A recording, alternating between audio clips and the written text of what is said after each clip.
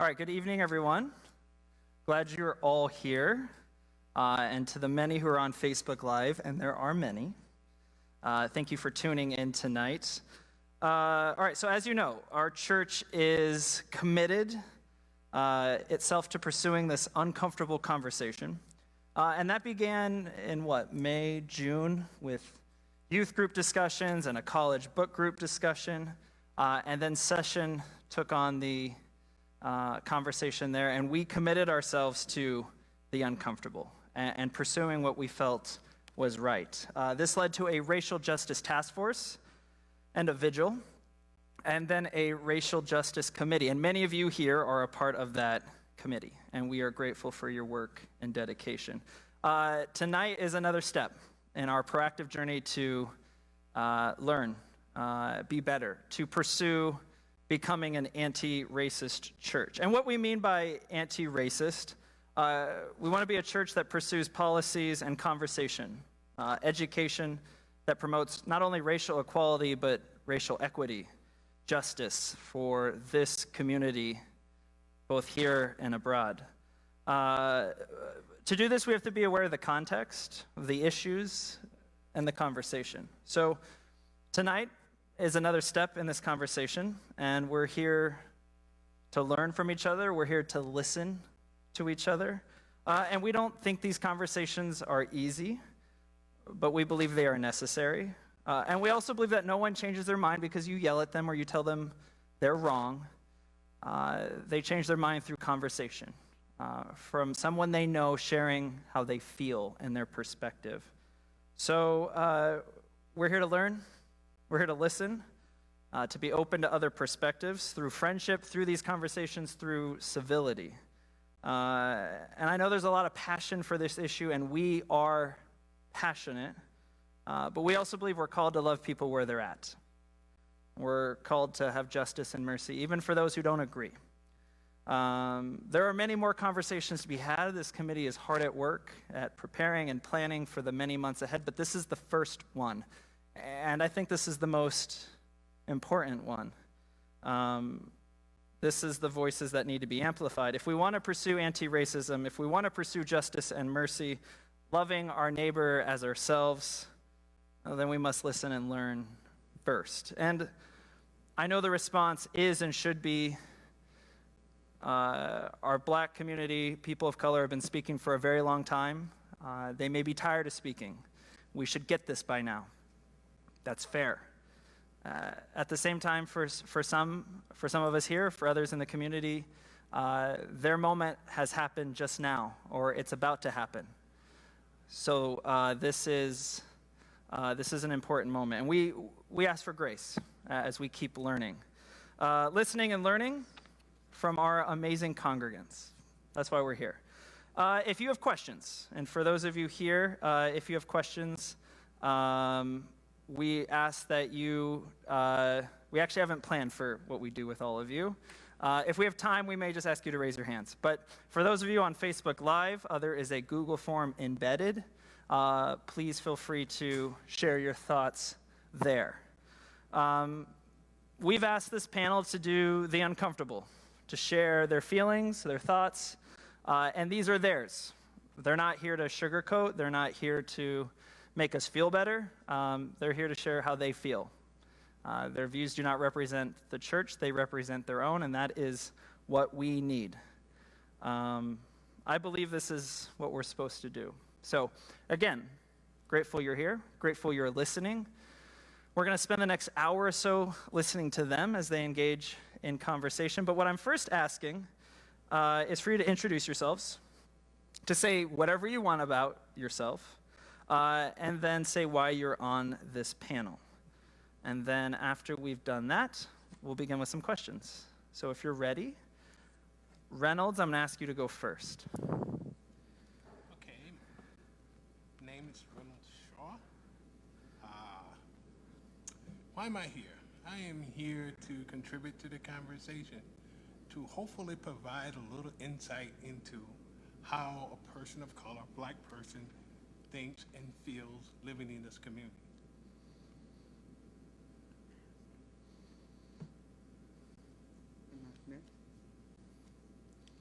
Um, I'm Virginia Shaw. Primary reason I'm here is because I'm Black. And as a member of this church for 20 years, I think I have quite a bit of insight into this particular church and how it works, the community, and what the community is. And I just think I can add value to the conversation. I'm Dativa, Adong. I'm a sophomore in high school. And I'm here because Justin asked me to come. And I'm also Black, so I think I can provide some good insight too. Hi everyone, I'm Grace Ann DiGiovacchino. I'm here also because Justin mentioned that this was occurring and thought it might be interesting for me to join, and I'm glad that you did, Justin. I think the real reason that I'm here is not just for our greater community, but I have a more specific, more micro reason, and that's for our youth and to stand in support of our youth, like Dativa and Domonique and Alex, who you'll meet in a moment.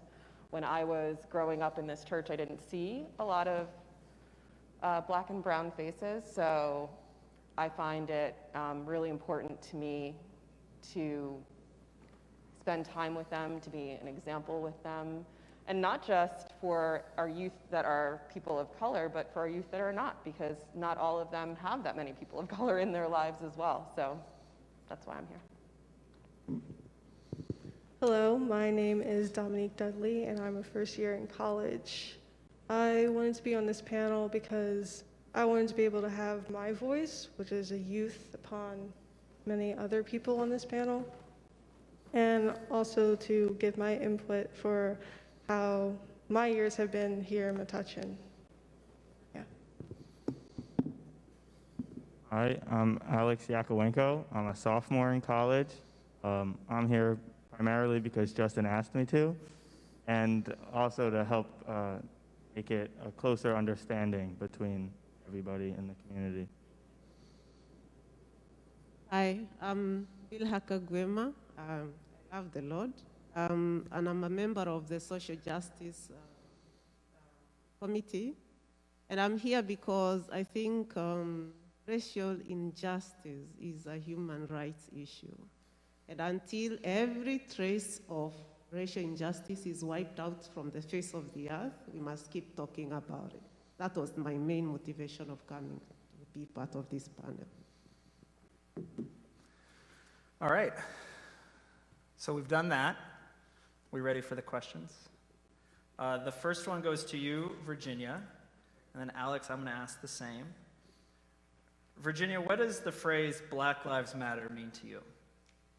Okay, for me, Black Lives Matter, when I hear about it, the first thing I think of is my son Jackson, who you all know. Over the course of my life, Black people, especially young Black men, have been killed for no reason that I can think of other than they were busily walking, driving, talking while they were Black. With everything that's gone on this past, with COVID and everything else, when George Floyd died, all of a sudden there was nothing else that needed to be talked about because everybody was stuck in their house. And it's not like this was anything new. It happens year after year. It's happened since George Floyd died. So I am 60 years old. I would like to one day have some Black parent not have to look at their young Black son or daughter and say, when you see the cops, do this. When you're in this neighborhood, do this. If I do nothing more here, sitting here or being on the Racial Justice Committee, if I do nothing more than help people understand that when a phrase like Black Lives Matter is said, it doesn't mean that nobody else is important. It just means at the moment, this is where the fire is, and this is what we need to be looking at. So Black Lives Matter means that we need to take the time to look and understand that people's kids die just because their skin looks like mine. Thanks, Virginia. Alex, what do you think Black Lives Matter means to you? To me, it's a statement that is kind of reassuring everybody that we want to be included in the all men are created equal. because it wasn't before. So it's more of a, we are also there. We should also matter. Well said. Domonique, I'm going to ask you, why should we and why are we prioritizing the conversation of Black Lives Mattering right now? Well, I think we're prioritizing this conversation because it is well overdue and it has reached its breaking point. It's to the point where there's so much like hurt and hatred like put onto the Black community that we can no longer withstand it or overlook it. And people constantly, like how we were saying, there have been many cases besides George Floyd, but now like everybody is starting to get a clear understanding or trying to understand, because usually it's like 3 days like people will remember, and then by the time the week ends, everybody forgets about it. But we need to keep this conversation going because this has been going on for way too long, and people are tired of saying the same things and getting nowhere. So as long as we keep this conversation going and people actually listen and understand, not just listen, but understand and comprehend what is actually going on, then we can move to a better place in society and move together as a whole. Thanks, Domonique. Reynolds, I'm going to ask you the same. Why should we be prioritizing the conversation of Black Lives Mattering right now? Well, it goes back, I think, to the visual of all the recent events that happened between the George Floyd and the other individual that were treated unfairly, or actually a lot more unfairly, were actually killed because of the color of their skin. I think that kind of brings it to a, in every movement or every issue, there's a flashpoint. And I think George Floyd was a flashpoint. I mean, it came into everybody's living room, and everybody could see, and this is why I think it bubbled. It was always there underneath the surface, smoldering. But to me, that brought it home, and I think that brought it home for a lot of other folks too. I mean, this, like other things with the civil rights movement from when they had the issue where they crossed the bridge, and they had the whole thing with the police and them beating, I think it was a John Lewis march. That was a flashpoint. George Floyd is a flashpoint. And that's what we're here now. Thanks, Reynolds. Dativa, why is this such a hard conversation? I think it's a hard conversation because people just don't want to say the wrong thing. I think it's important to approach this type of conversation with the intention of wanting to listen and learn so that misunderstandings don't happen. For example, I remember the summer following, what happened to George Floyd, when talking to my friends about why Black Lives Matter, I think some of them just took it as an attack on white people, saying, well, Blue Lives Matter. And I think that when we're having these conversations, you have to be open, just because me as a Black person, I know how it feels because I'm Black, because I know it could happen to me, it could happen to my brother, it could happen to my dad. But if you're white or you're just not Black, just to put it plainly, it's a lot harder to understand, which is why you have to come to these conversations just being open, willing to understand and learn, and not being so defensive. Because at the end of the day, it's not like Black against white. It's not like that. It's just Black Lives Matter. We're not saying anything crazy. We just want to be treasured. We want to be safe. We don't want to feel fear every time we go on the street and see a cop. Thanks, Dativa. Grace. Justin. Do you think the church, our church, other churches, the church, has an obligation to be an advocate for racial justice? I do. You just asked the question, why is this a good time to be discussing this? And my first thought when I heard that was, if not now, then when? And then when you ask the question, should the church have a voice in this? If not us, then who? We spent so much time with our youth talking about community and being part of a community. And that microcosm starts with our youth group, and then bubbles outward to our church and schools and community and our greater community as Metuchenites as a whole. And if we are going to sort of put our money where our mouth is, so to speak, as a church body that is really invested in community, when there are members of your community that are crying out for help, I think we owe it to one another to listen and to hear one another. So part of that is, why is this conversation so hard? I think many of us in this room and within our congregation and our friends and those that are close to us can all identify very easily and say, we feel racism is wrong. But to take that a step further and say, okay, now I'm going to challenge the people within my life, my circle that are close to me, the people within my community, to take that feeling a step further and be anti-racist, that's very different than saying, I think everyone should be treated equally. So yes, if not us, then who? And if not now, when? If we really are going to be active members of a church community, of a community of Metuchenites, then we have to look out for one another. And this is just a form of looking out for one another. Thanks, Grace.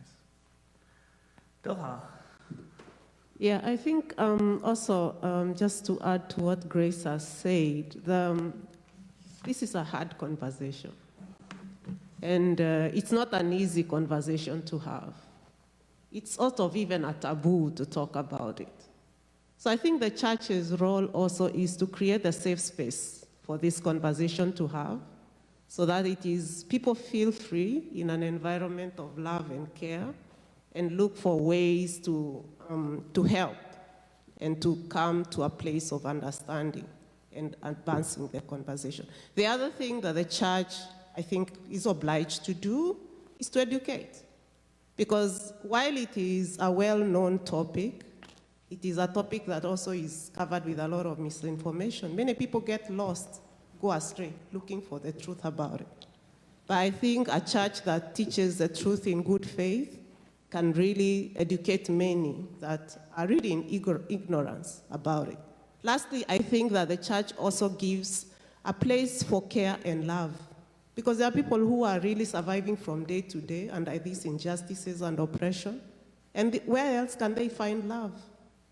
The church can play that part. And I think someone said that, the organization that is relevant in this age is the one that is going to survive to the next generation. And I think the church that remains relevant now has to engage in these hard conversations, such as this. Otherwise, there will be no more relevance for church.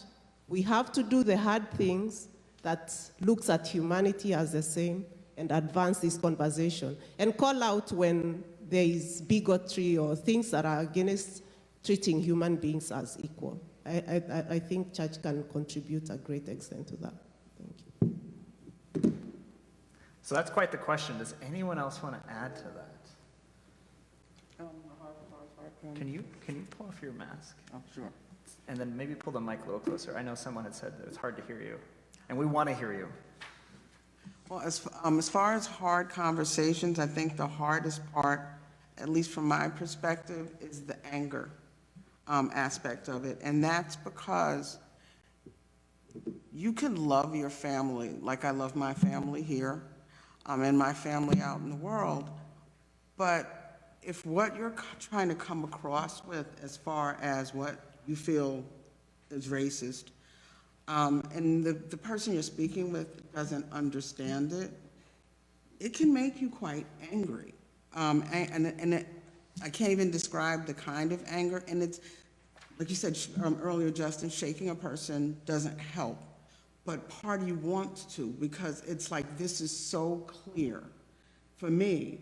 And again, as others were saying, if you've never been in that, if you can't see from that perspective, because you're white or you've had no knowledge or experience in that, you can't, I should be able to understand and educate you, which is something that may come over time. But at first, all I'm gonna feel is angry. And a lot of times, if that's what you're gonna feel, you may step back, and it is too difficult at certain points to deal with. throughout this whole racial justice process, I've found myself in places of anger I never thought I'd be in. I think I'm growing up enough as the time goes by, or evolving enough to get past the anger. But the anger isn't a kind of anger that comes from dislike or hatred. It comes from you love someone and they can't see your point of view. And again, then only love is gonna get them to maybe not accept your point of view, but even to understand it. So it's hard because it's not a quick path, it's a slow path. Well said. Any others want to weigh in on this before we move on? All right, Bilha, the next question is for you. And this is a tough one, but you volunteered to answer it. What would you say that most white people miss or misunderstand about being a person of color in our community? And our community can be as open or selective as you want it to be. Let me try. Okay. So I thought about this, and I thought that racism has deep roots in America. And a lot has been done about it to overcome the challenges of racism. But it's still a big issue for a person of color to live in an environment like this. Why?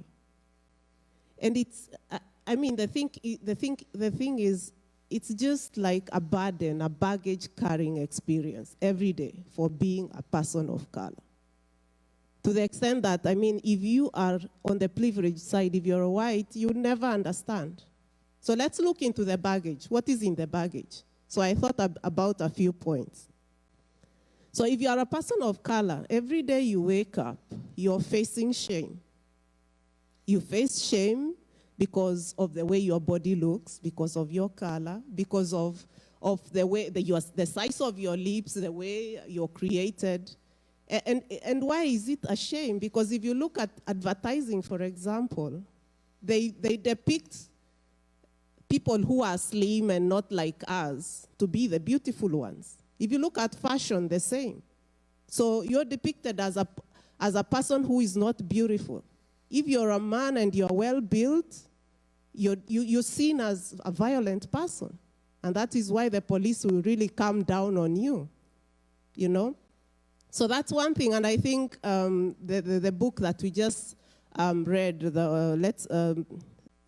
talking about race, explains it very clearly. Let's look at another thing in the baggage. It's this constant fear of being in the wrong place, at the wrong time, being watched for the wrong reason. And what drives this? Policy dictates the system. I looked at some of the statistics, just allow me to read some of them. A study that was done on the Georgia drug law showed that 98% of life imprisonment cases at the time of this study were black people, 98%. And that is because of the life imprisonment for second offense if you're caught with a drug, like crime. If you look at New Jersey, at a turnpike, traffic turnpike, 15% of the drivers are blacks. But guess what? When all the arrests are done, 73% are blacks. Clearly, there is trouble for the person of color, right? If you look at another thing that I also looked at was the walls and boundaries that are obstacles to success of a person of color. Look at the education system. Kids who are gifted are 25% less likely to be recommended for a talent-accelerated education. Look at wealth. You will not get a mortgage approved because you're a person of color. Look at, employment. You are less likely to get employed or promoted even though you are the same level of education with your white counterpart.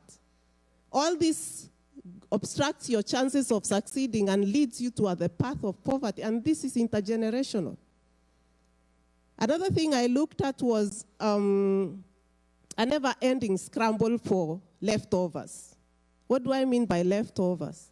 I mean, COVID has revealed, statistics show that people of color are dying more than the whites. And why? Because they are the people who do the jobs that nobody wants to do. They are the essential workforce, you know? And these are statistics that we know.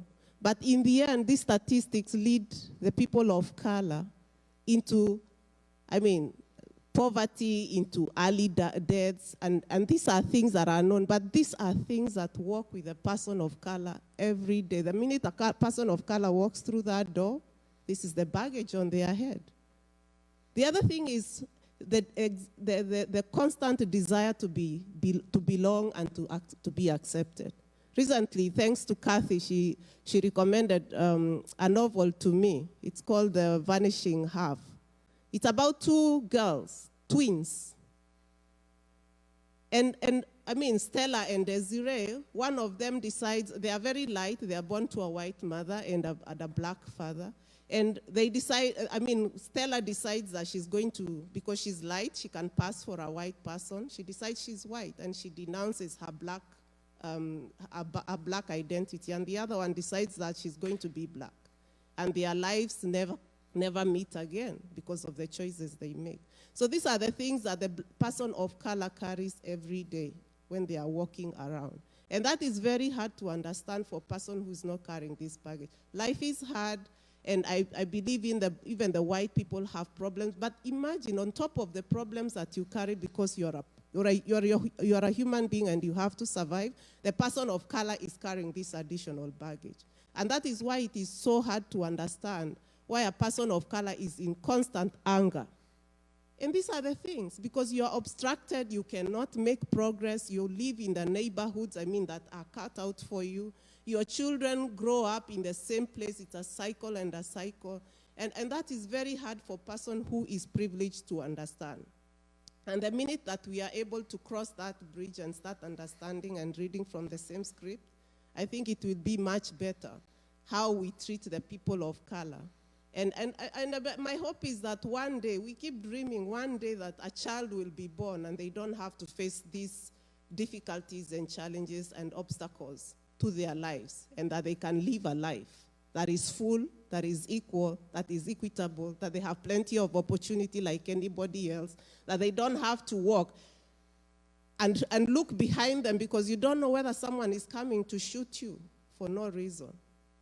So it's a hard place to be for a person of color, and it will be hard to explain, but that is something that we just ask the white people can understand more and more. Thank you. So, and you can throw that mic down, absolutely. I'm deviating slightly before the next question, but I've now heard from Virginia and Bilha the word anger. And I would be curious to know if that's something that resonates with others, and if so, how? And if you want to share, you can. I guess the anger comes from frustration. And Virginia said something today that kind of struck a chord. We were actually discussing coming to this meeting, and she said, Reynolds, you have a unique perspective. You're the only person, and you're probably going to be the only person sitting on this, at this table that lived through segregation. I grew up in South Carolina in the 60s and 70s, and up until I went to 9th grade, schools were segregated. The town was segregated. In fact, it wasn't safe for you to go to the other side of town, because if you went to the other side of town and the wrong person saw you, it would not, let's just say, it would not go well with you. So when you grow up, and again, my perspective is probably different than everybody else's, because like I said, I lived through segregation. I've seen the kinds of things that happened to people, how people got cheated, how people worked all summer long to grow crops and sell them, at the end of the winter, and how people, when they sold the crops, the landowners, and again, you would think this would be happening as late as that, would say, gee, you've got, let's say, 5,000 pounds of cotton here. But through the year, you went to the doctor 2 times. You went to the general store and got food weekly. Well, this is all that's left. And it's usually a small amount. And I remember my mom would say, this is all that's left over. And then that created anger. I remember being in the doctor's office, and I was a little boy at the time, and my mom got sick because she was actually picking peaches and she got had an allergic reaction. And we went to the office, and the doctor's office was sectioned. There was a section for black people and a section for white people. So she would sit on that section, and she just sat there. We got that, we must have, and I was a little boy, maybe 6, 7 years old. And we got there like 9 in the morning, and she wasn't seen until 1 in the afternoon. I remember the nurse coming in and said, Mrs. Shaw, the doctor's gonna get to you right after he has lunch. And she was sitting there, and she was having difficulty breathing because I guess she had some kind of swelling. Well, these kind of things make you angry. And then when I see this, I see, what is 30 years later, we're still struggling with the same sort of thing.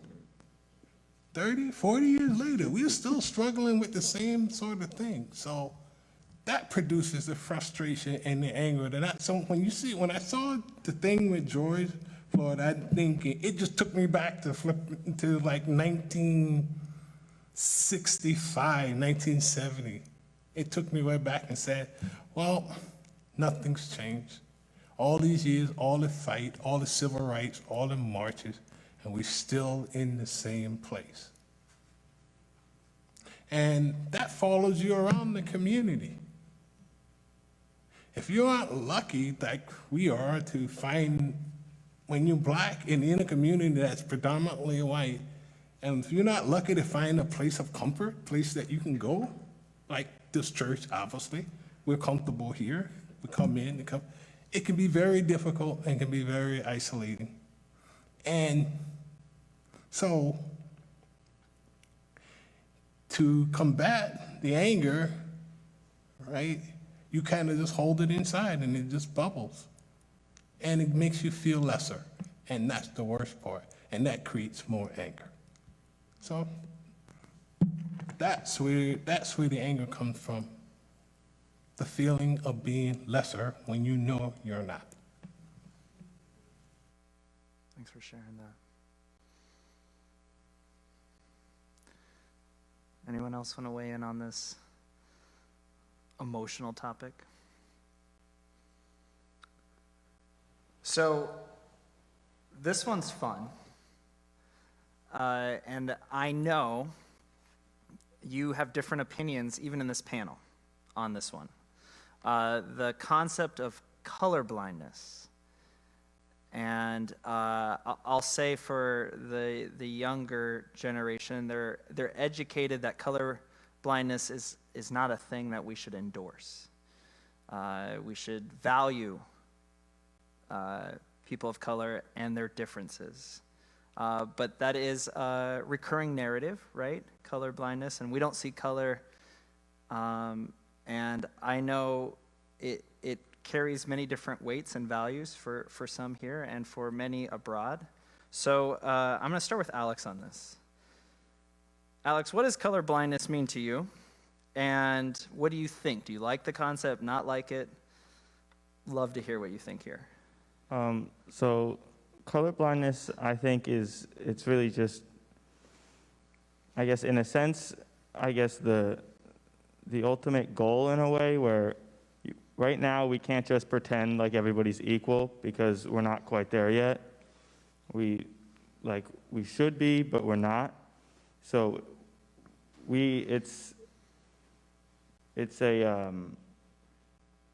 for someone to say that they don't see color at this point is kind of just like saying, okay, everything's good now, you're the same. But we're not. We're still behind. We're still trying to catch up. And for a lot of people that don't think that we're equal, it then makes it even worse for the people who think we are. Thanks, Alex. Grace, I'm going to ask you the same. What does colorblindness mean to you? Do you like it, not like it?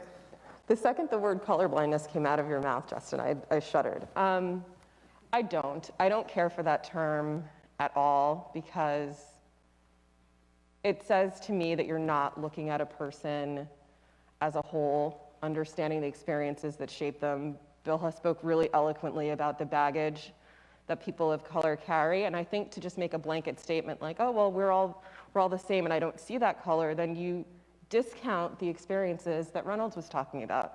You discount the experiences that we all have and that shape who we are as people. In the same way that, you being from Nebraska shapes how you are as an adult, right? You either, fall in line with things that you're taught, or you branch out and you reach away from them. But either way, that's part of who you are, right? And so to say that you're colorblind, I feel like strips away a level of emotional intelligence and wanting to understand a whole person. And I don't think you can be anti-racist unless you acknowledge those differences in people's experiences. So that's why, to me, and I would love to hear a differing opinion, but that's why, to me, I don't love that term colorblindness. So a really close friend of mine called me when everyone first started talking about George Floyd's death, his murder. And she was crying, and we went to St. Francis together. We met on the first day of first grade, and she's a lovely, blonde, white, blue-eyed girl who grew up in the Metuchen Edison area. And she said, I don't even see you as black. I just see you as Grace. I don't see you as black. And I said, that's a problem, though, because you have to see that part of me to be willing to understand me as a whole person. And this was a best friend, a childhood best friend. And we can have that open sort of dialogue. And that's why I have that little pain point when I hear the word colorblindness, because I think that's a difficult conversation that I had to have with a childhood best friend that I've been friends with for almost 40 years. Imagine how difficult that conversation becomes with someone that you don't necessarily have that comfort zone with. So for me, that's why I don't love the term colorblindness, but I would love to hear a differing opinion on that. I would love to hear. And maybe we'll get there. You were nodding your head a lot, Dativa. I'm going to ask you to pull off your mask so that everyone can hear you. No, don't be sorry. She had a friend who told her, in the summertime, my friend told me the same thing. We were talking about it, and they were like, well, I don't see you as black, and I don't know why it's such a big deal. It's not that serious. And it really hurt me, because it's like, obviously you just see me as Dativa, but my race is such a big part of me. And for you to just, it's dismissive to say that you don't see color. It's just ignorant, because for me, my race affects a lot of my life. And obviously if you're white, it doesn't. But I don't know how to explain the pain that you feel when somebody's so close to you. And it wasn't like one person, it was multiple people. And they thought it was helpful to say, well, oh, I don't even see you as black. You're like an Oreo, you're white on the inside. It's just so, it's degrading, you know what I mean? And I'm getting emotional talking about it, I'm sorry. But I had notes, I don't even know where they are at this point. It's terrible, and I totally understand the notion. I understand what you're saying to not see color. In theory, it makes sense, we're all the same. But the truth is, right now, it just doesn't feel like it, we're not. And we all have different experiences, and it's important to embrace it rather than try to subdue it or just ignore it, I'm ending everything with, I'm so sorry. Well said. Reynolds, I'm going to come back to you on this. I know in our racial justice meetings, and you've been leading from the beginning, you had said, I just want us all to be viewed the same. And that's not colorblindness, right? But I'd love to hear especially with your perspective, what your feelings and thoughts are on this.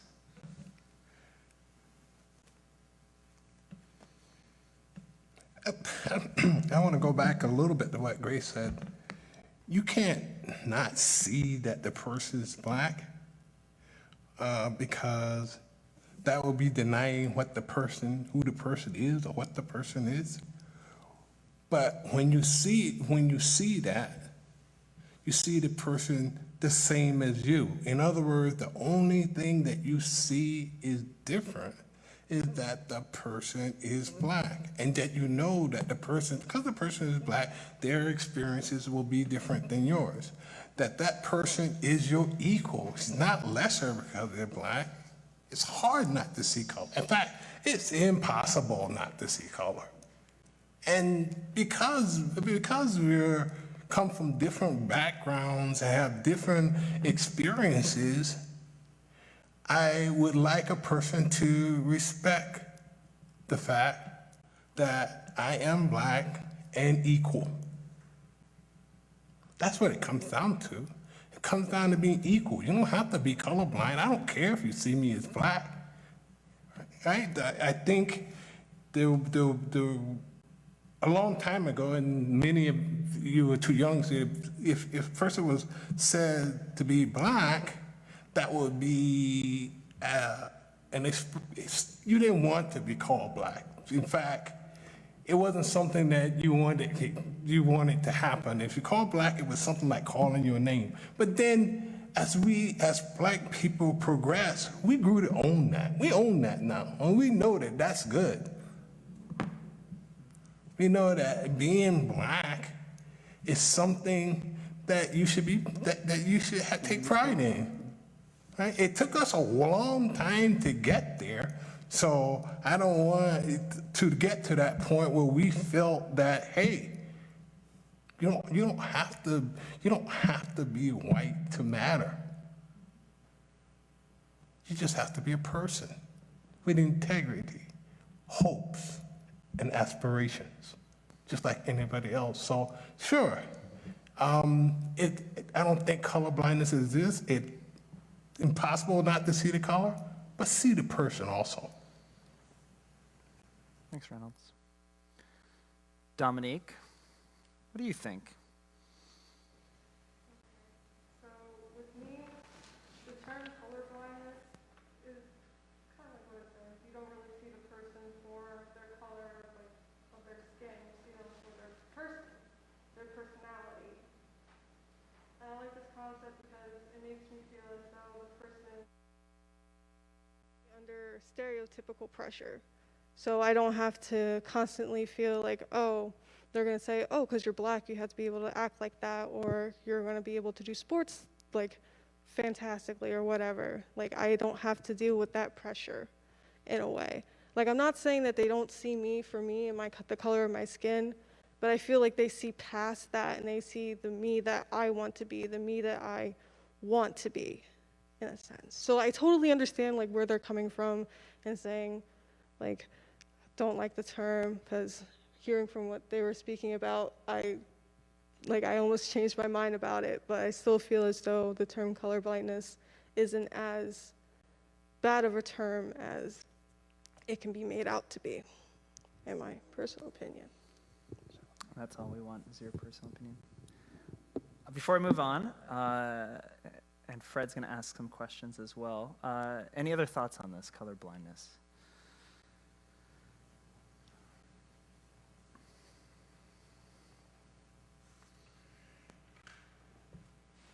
Well, I want to start with you, Grace.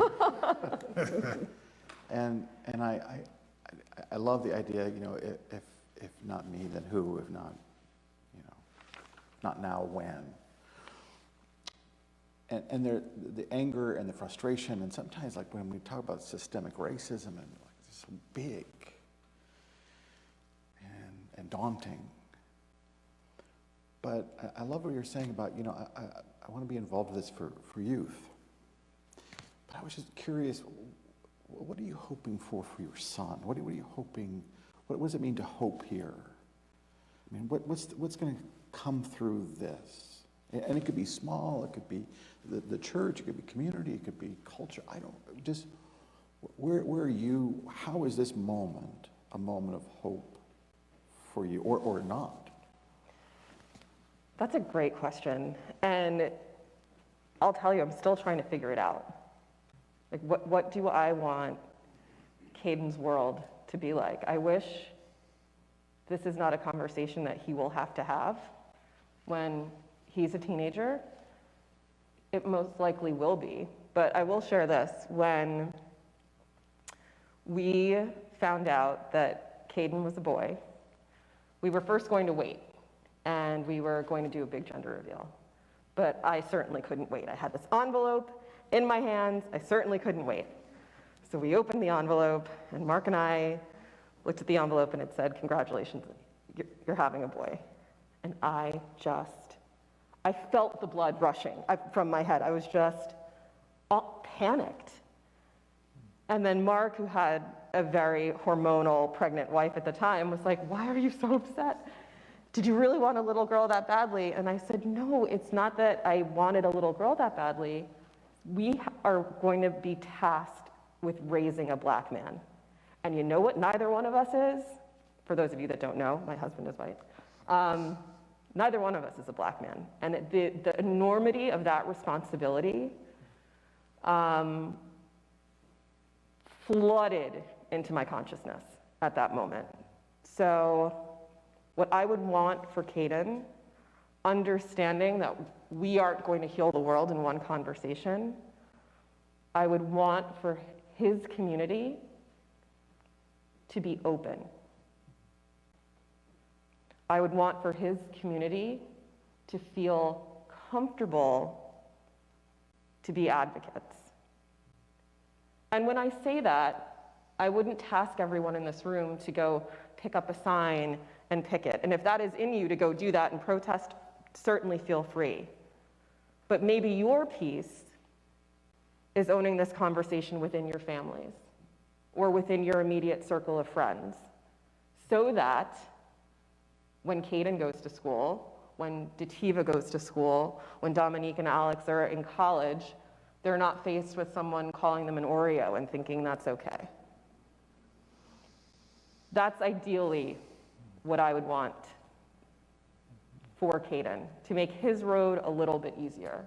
Because I'm sure Reynolds and Virginia, as parents, you wanted your children to have an easier road than you certainly had. I think we all, as parents, want that. So I would want that aspect of his life, hopefully, to be a little bit easier than mine was. Thanks. I want to ask Domonique kind of the same question, but from a different way coming at it. Because you just said it a moment ago that in the color blindness, that you don't want to have all these mantles put on you that you have to speak for or speak to, but just in your own voice. And watching all these events occur and all these different things happening here, or even just at the church, what does your hope look like? Or do you have one? Or what does hope look like to you? Hope looks like it's actually a lot brighter than what it used to be. And I'm very thankful that people are actually reaching out, trying to understand more so that we can all grow and understand what is really going on and how we can move forward to benefit everybody so that we're all on the same playing field and that we're all on level ground. So hope for me is actually really high because so many people are trying to make an effort and to understand and to see something from other people's point of view, not just mine, not just the friends, but multiple people's point of view, because not everybody's point of view is the same, and not everybody has gone through the same things as others have. So, yeah, hope is pretty high, and I'm hoping to keep it that way. And nothing right now seems to be putting it down, so I'm very happy about that. Thank you. Kind of that question for you, Virginia, but in a different way again, because you spoke to it a little bit before in the very beginning. But, one of the things that I'm trained not to say is there anything I can do to help? because it's a terrible question to ask people, because now if I'm struggling with something, now I got to figure out something for you to do. Give me a call if you need something. But I feel like, if I was your neighbor, I mean, what could I do to help? I honestly think the best thing anyone can do, and again, it would have to be a neighbor. This is not something you go up to strangers in the street and do. Ask questions. I would preface it with, I'm not trying to offend you, but I want to ask you some questions. Is it okay? Because the only way you ever understand anything is by having conversation with someone who's either experienced it. It may not even be, it may be what's your favorite musician. It doesn't have to be about race. Because you can't look at a black person and say, oh, well, then she must like this or he must like that. The only way to understand a person is to talk to that person, not at that person, not, you can wave high in the street and that's all wonderful. But if you were disturbed by goings on in the news and you know me, there's nothing wrong with you saying, I'm not asking you this because I want to offend you, but I want to know what your perspective is, because I know it's so totally different from mine. And I think that most people of color that you come across and you asked in that way would not be offended. They'd be happy to share because you asked and you actually cared what their perspective on the subject matter was. So my big thing, ask questions. Oh, I'm gonna be calling And you. I have, again, this is my family. And they'll tell you in a minute. There are people in my family here that I'll say, ask me anything you want to know. I'm happy to tell you what I think. What my perspective is, because it's the only way you know. So if you ask. That's a wonderful permission. Thank you. Now, I want to talk about conversation here, so I want to turn this one to Alex. I was informed not too long ago about the talk, and I've got lots of kids, and I talk to them, and they don't really listen to me. But what is the talk? The talk that I'm thinking of is the talk I got from my mom around when I was 15 or 16. When I was getting my license or getting my permit, she was telling me how to act around police, and she reinforced this even more when I was a junior in high school and I started growing my hair out, where she always told me that because of the way I look, I need to make sure that they can see my hands at all times and that I don't do anything that'll make it seem like I'm reaching for something that I'm not supposed to be reaching for, to announce everything that I'm doing at all times when I'm around a police officer, and just not make any sudden movements. Yeah. Thanks for that. But it's almost like an introduction to worry. Did it feel that way for you, or fear? A little bit. It was, I guess, kind of like a warning, because she had gotten that talk from her parents, and I didn't get it from my dad because he didn't know. He's a white man, so it's one of those. She was worried for me, and so she informed me, and not to worry me, but to let me know to be cautious. Thanks for that. Now, Dativa, when you were talking a bit before and describing that pain of being defined as Oreo, and to me, when we talk about racial injustice, I mean, it sounds ominous and big, but I couldn't help but feeling like there was a sense of injustice in how you were treated by a friend. Is that how injustice comes to you, or is it bigger? What does it look like? I would say it's like that a lot. It's like comments that they don't think are hurtful.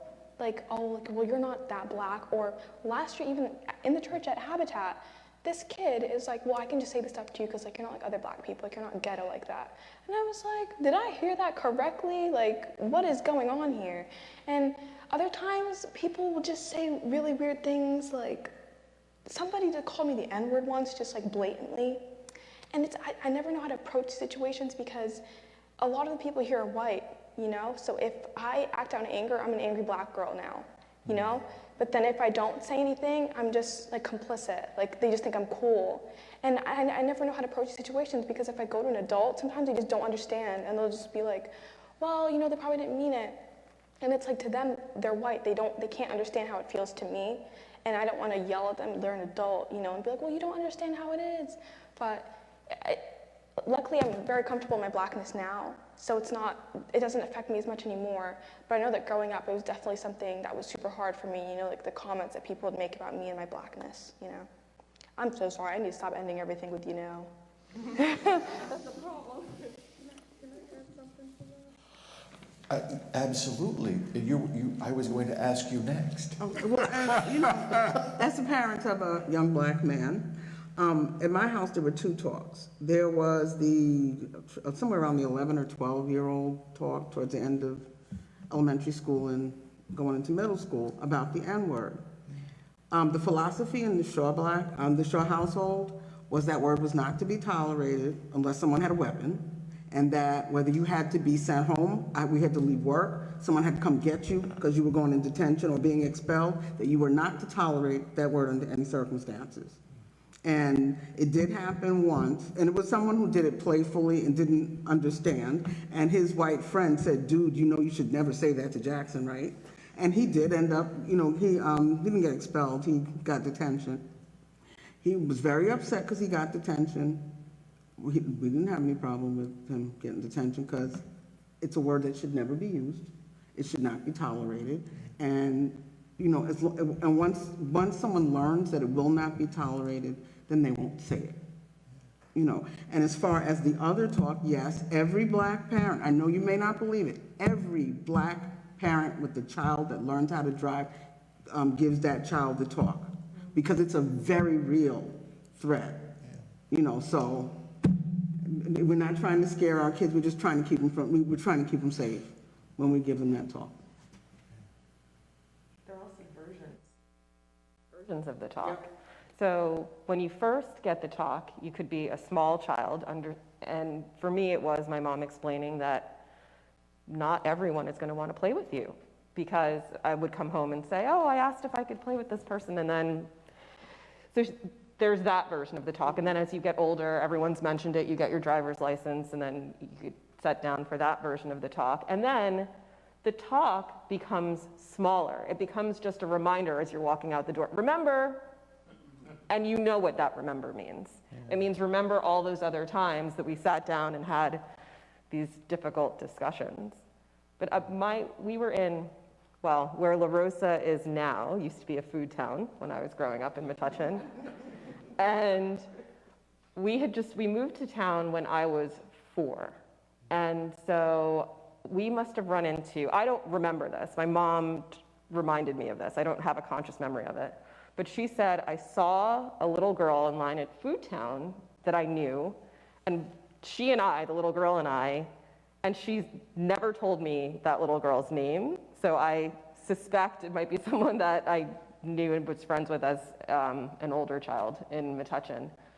But to hear my mom say it, we're at the checkout, and this little girl and I have an exchange, and I ran to my mom and I said, can I go to her house? And the little girl ran to her mom, and lo and behold, as we were walking away, they said, you know, no, it's not a good time. And my mom heard the mom say to the other little girl, we don't let those people in our house. That was in Metuchen, in Food Town, must have been the early 1981, 82 maybe. So there's always a talk, because at that point, she didn't tell me then, but she explained to me when I was older, not everyone's gonna like you, and that's okay. There's that talk. There's the safety talk. There's the what to do around police. It's everything that you probably would talk to your children about with the extra layer of race. Because I'm sure everyone with a child or a teenager, you know, make sure you behave yourself and all of that. I mean, every parent says that, right? But with us, it's an extra added layer of this is an obstacle that you will face when you walk out of the door. Yeah? The one more thing is, should the police take you in and say you did whatever it is you did not do, no matter what they tell you, or just sit there and say you didn't do it. Don't let anybody wear you down. You didn't do it, you didn't do it, you didn't do it. Because that's the other layer of that talk. Because many a person who didn't do it is sitting in a jail right now. But let's keep with that question of injustice, because that's injustice. And Reynolds, when you were talking about growing up with segregation, I mean, that's really clear when there's a sign in the room that says, these folks sit here and these folks sit here. But what about today? I mean, where are we blind to these things now? I mean, you shared a couple of them with me, and it helped a lot. But what does racial injustice look like now? Well, racial injustice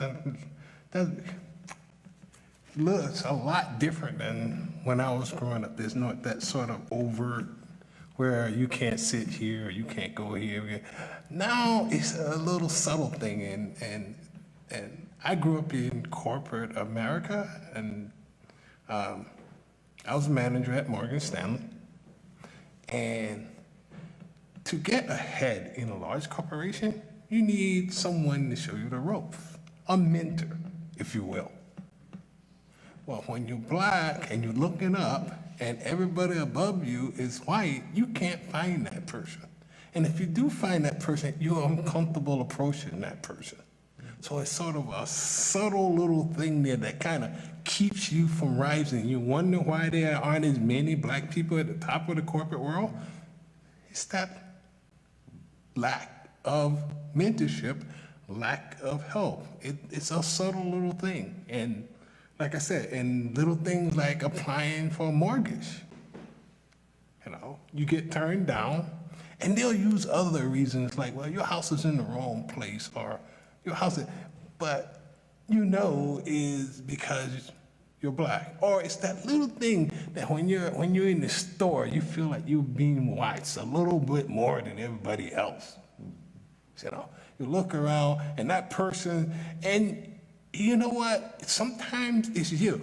Because if you grew up in segregation like me, sometimes it's me. It's not always the other person. It's that person who's following you and say, can I help you? Can I help you? In the back of your mind, you're going, does this person really want to help me? Or they just want to make sure I don't steal anything? So those kind of subtle little things today that work. Not the overt thing like in the past where you knew you couldn't cross this line and stay out of it. But those little things like that, and little things like that brings anger. And like I said, and the person may not even know that they're doing that, but because it's happened to you in the past, you know, you feel like this is what that person's doing, that they're not trying to be helpful, they're just keeping an eye on you. So those kind of little things like that. You can't get ahead in the business world, and you can't get a mortgage, or you can't get that really great credit card that you want. Things like that. Not really overt things, but things that hold you back. So you said I could ask Virginia, so I'm going to ask this question. And I think it goes to that whole notion of how you ask the question. And that's, how do you want to be referred to? I mean, there's black, there's African American, there's person of color, and you know, and sometimes to me it almost seems like it's an offensive question to ask because I should just know. Why would I have to ask? But even I have to know. I prefer to be called black. I don't have a problem with African American. I don't have a problem with person of color. But just like you're white, I'm black. And that, you know, and for me it's just as basic and Simple as that. And like Reynolds said earlier, and I was on the younger side when all of this Black and Proud was going on. Say it out loud, I'm Black and I'm proud. You know, we've gone through all these iterations of what a person of African descent is in this country. You know, we've been colored, we've been Negro, we've been other, you know, words that are worse. Like I said, I prefer Black. It's clear cut. You don't look white like paper. I don't look, you know, Black like this microphone. But for me, I've been Black long enough that that's what, if you ask me what I am, I'm not going to tell you African American. I'm just going to tell you I'm Black. You're welcome. If I say one more thing, it's just a matter, and I think everybody along the line from her all the way down, you got to own it. Yep. Like she said, like she was saying, she became comfortable with being Black. You got to own it. And once you own it, you're in a better place. Well, I think I've exhausted my questions that you've given me. You know, because I'm here too because Justin invited me, right? So. Where's the bus? I think I just got thrown under it. We have time for 2 more questions, then we'll throw it up to the group if they want to ask any, and then we're going to invite Mike Draper forward to make an announcement. The 2 questions, the first one, and I'd love to hear your thoughts, all of you. This is off the sheet. But we've talked youth group, racial justice committee, college group, whatever, explicit versus implicit racism.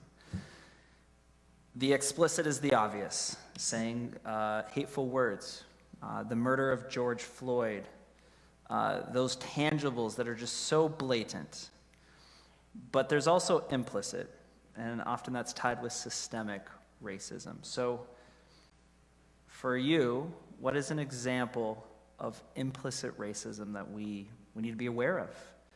That's just so obvious, and many don't get it. And Dativa, you immediately had your hand up. Yeah. I think a good example is, I remember when I was at the mall, I was only 12, I was with my younger sister, and we were shopping, and I think my parents were like, you can be independent, like you can go to Hollister and do whatever.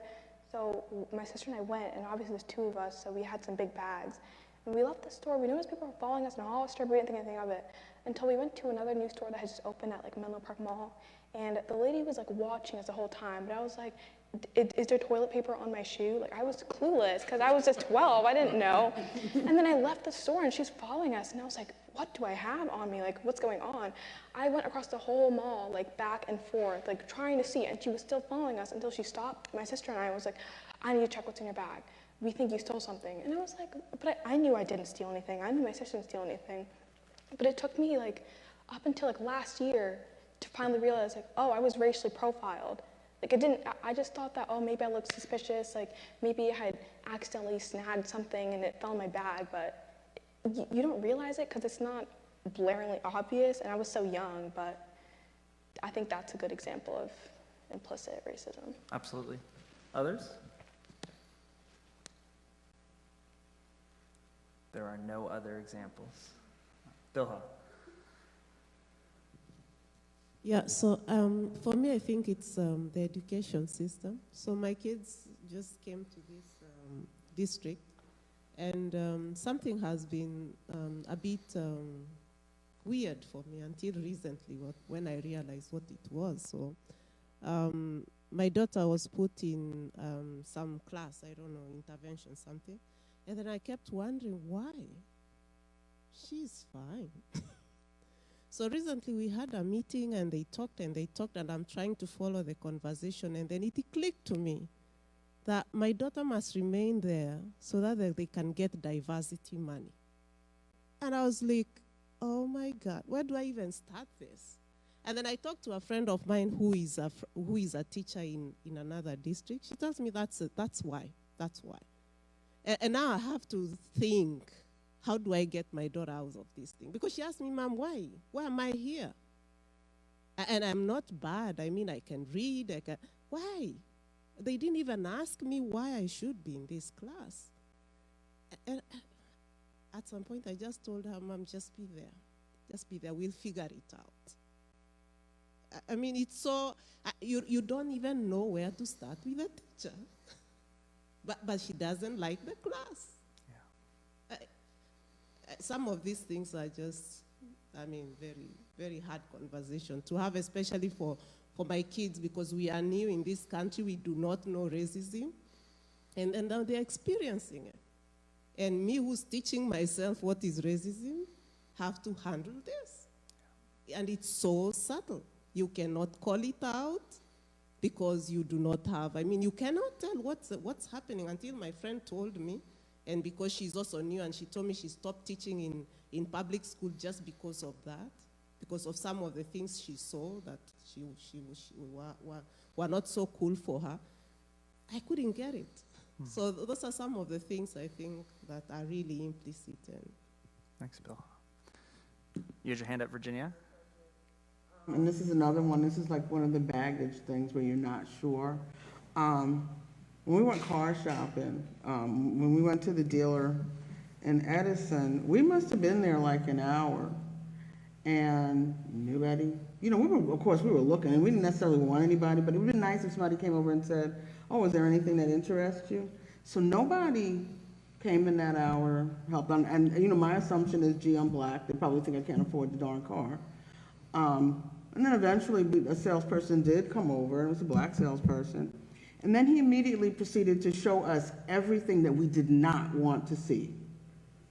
And so as far as I was concerned, I don't know, it's like on the one side, all the other personnel just seem to ignore us. And then on the other side, it's like, gee, they want this car. Let me show them everything but the one they want. So we ended up going into a different town by appointment, had no problem, got what we wanted, and came home. So I don't know to this day whether it was racist or not, but the baggage is there. So to me it was, because why should I be in a car showroom that amount of time and nobody even says, what are you interested in? Right. So.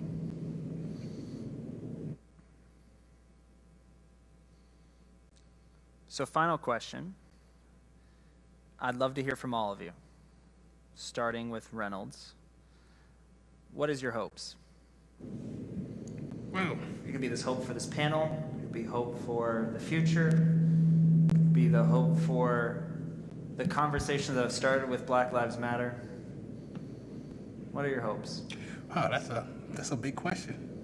I guess my only hope is that everybody who was a part of this, those sitting and listening, and those on Facebook, will come away with a little bit more of understanding of what it's like to be a person of color.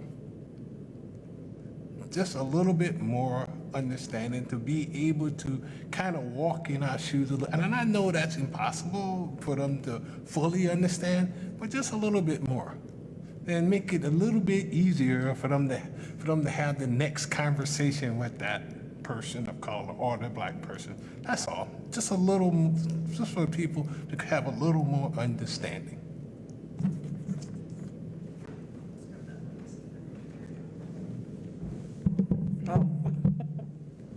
Oh, I guess I'm next. I think my biggest hope from this panel and from the Racial Justice Committee overall, from a congregational standpoint, is for those who walked away from the table when they saw the phrase Black Lives Matter to come back just to talk. I felt very strongly about that phrasing. Again, not because everyone doesn't matter, it's because of the house that's burning right now. It bothers me to no end that people walked away and didn't even ask what it meant, and didn't try to understand. And I don't know who these people are, but whoever you are, people, please feel free to come and talk to me. I'll answer any question you may have. Thank you. Dativa, what are your hopes? My glasses. I hope that this panel was informative and helped people develop a better understanding of what it's like to be a person of color. And for the future, I hope that this doesn't have to be a conversation anymore. I just hope I don't have to ever explain myself again. like, I love this, not this, like, I love this opportunity, and I love that our voices are being amplified, but I just hope for the future that if I have kids, that they don't have to deal with this. They don't even have to explain to people why Black Lives Matter, that they can just live their lives. Fair. And I know for both Grace and Dativa, this was not your favorite thing I've asked of you. Yeah. I still like it, though. It's not you. It's a me No, I thing. know. It's a me thing.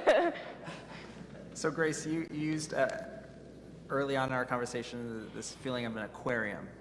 And so based on the conversation that's happened here, what are your hopes for the future in light of not loving this conversation, that you're being asked, that you have to represent your voice time and again? Well, I will say, I would like to dovetail on your invitation to feel free to ask. Feel free to ask me questions. It is a lot. And I think when we know, or when I know that someone is coming from a place of wanting to understand and learn, it takes a little bit of pressure off. It's difficult to be Black and predominantly white spaces. It just is. And so my hope for the future is that this is an each one will reach one scenario, and that by being present for this conversation, either on Facebook Live or in this room, that we are all able to take some of what we've heard and then bring that to someone that's not in this room. I think a lot of the times the onus is on us or people that might be part of such a panel. And I think sometimes we have to share that onus with everyone else and say, okay, I'm reaching you, or I'm attempting to reach you. Can you help attempt to reach others? Because I think that's what it's going to take. And I hope that Caden doesn't have to have some of the experiences that I've had, that Dativa and Dom and Alex have had. It might be a foolish wish, but hopefully less so. You're a freshman in college, Domonique. What are your hopes for this? My hopes is that we won't have to have the same conversation repeated over and over and over again. Because at this point, it's kind of redundant. And hopefully, we can look back upon this conversation to see and reflect upon it instead of having to look more into it. But my hopes are pretty high. A lot of things have changed for me, per se. But yeah, just look at the conversation, and we don't have to live through that conversation anymore in the future. Well said. Alex, what do you hope, besides the Steelers winning? Doing pretty well with that right now. Yeah.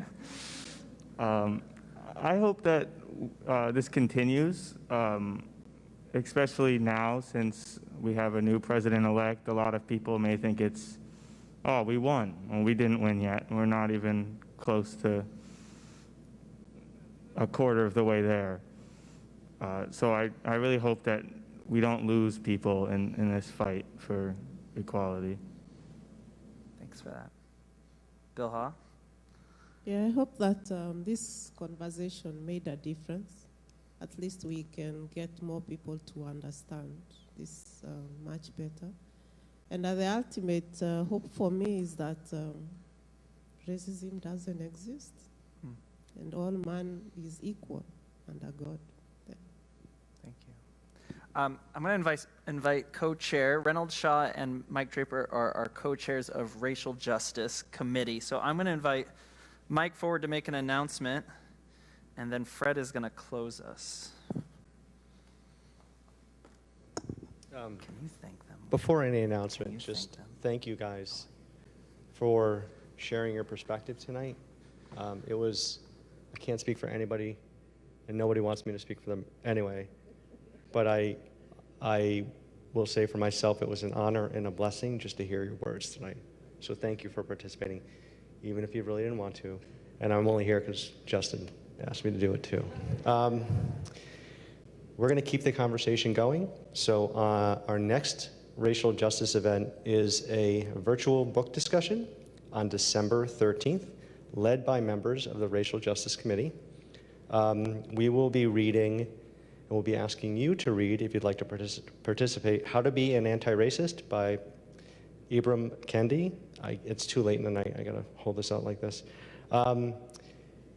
We're asking you to read at least the first 2 chapters, and then we're going to break out and have discussion groups virtually. So again, more details to follow, but December 13th, virtual book discussion, How to Be an Anti-Racist by Ibram Kendi.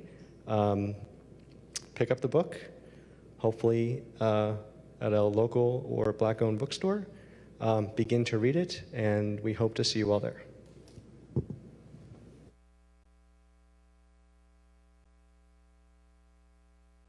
And it's not set in stone, but it'd be a nice moment to follow up with Ibram Kendi has offered to come.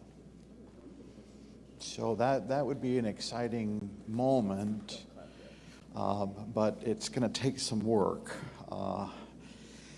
Let's just call it work. But you know, the word proud always keeps coming to mind. That the conversations we're having at the session, the work that we're doing here, I know Justin invited you all to come, but I kind of feel like I'm getting out of the way, and it's so exciting to see this happening. I'm proud that the church is finding a voice in Silent No More, and you being here tonight helps us find that voice more and more. I remember when we had Ron Owens come and speak, and I invited him to come. And I said, Ron, we need to say something as a church. And you know, you have much more wisdom than I do, and you talk better, and you should be the one speaking at the vigil, not us. But I said, we need to say something. And I said, after we're done talking, if you want to give a blessing, then you can speak then, if what we said was good to you. And he laughed and said, okay. But I feel the same way here too. I feel like it's the opposite. Now, it's good to listen. And so thank you, all of you, for letting us listen to hard things. And I'm gonna call. I'm so excited about this. So with that, wonderful night, powerful moment. This is a proud moment for this congregation. And you've provided that to all of us. So I think it's fitting that we close with prayer, because it's an occupational thing. So let's pray together. Almighty and gracious God, we thank you for each voice tonight.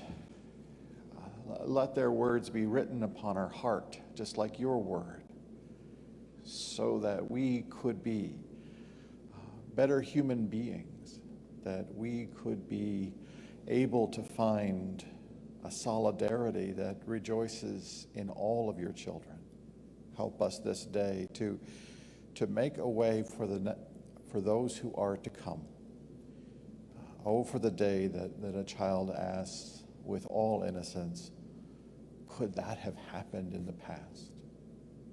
Amen.